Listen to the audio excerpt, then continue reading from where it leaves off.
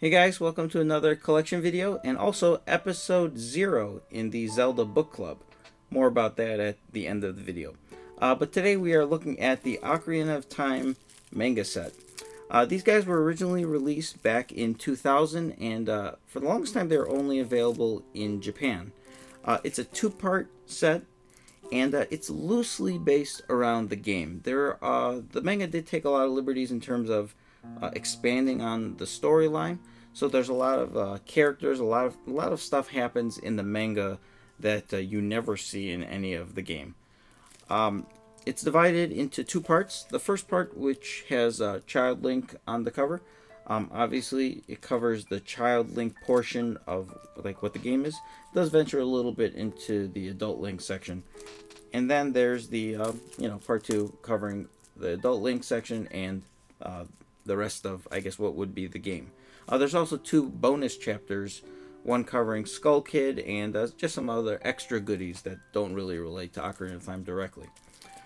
So originally they were only available in Japan for the longest time, all the way until 2008 when they were finally released here in the United States and got official English translations.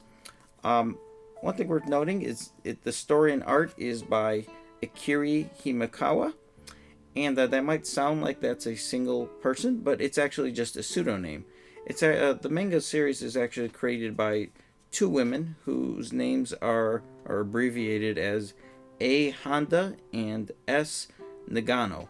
So they use the term Akiri Himekawa, and not only did they create the Ocarina of Time manga, but they've created a ton of manga for the Legend of Zelda series, including the Four Swords, the Oracle of Ages and Seasons, the Majora's Mask one, the Link to the Past. There's a whole bunch of them. So while these guys came out in 2008, they were later re-released again as part of a much larger box set that included all 10 of the Zelda manga at the time. But that's not all. More recently, in 2017, we got the Legendary edition of the Ocarina of Time manga.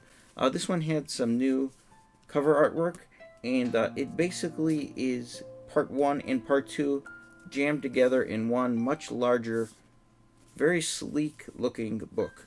One of the additional changes is that the first few pages in the manga have it's the same illustrations, everything's identical, but they've been completely colored in. So it's very nice to skip to look through, just to check out some of the pictures, and also obviously to read the story. Fortunately, these things are pretty cheap. You can get the individual books secondhand now for anywhere between $5 and $10 a piece, so not too pricey. If you want to get the full box set, you can get it online on Amazon. It goes for about $50 for all 10 of I believe it's 10 manga in that set.